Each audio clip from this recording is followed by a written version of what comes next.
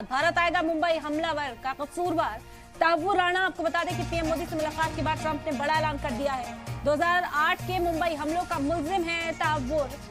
America की मंजूरी से भारत की ये बड़ी जीत हुई है। आपको बता दें कि अमेरिका राणा को सौंपने के लिए तैयार हो गया है। राणा को भारत के हवाले कर देगा अमेरिका। अहम जानकारी इस वक्त आप तक पहुंचा रहे हैं। भारत आएगा मुंबई हमले का कसूरवार जो अमेरिका में इस वक्त है उसे भारत को सौंपा जाएगा अमेरिका की ओर से। पीएम मोदी से मुलाकात के बाद ट्रंप का ये बड़ा ऐलान है।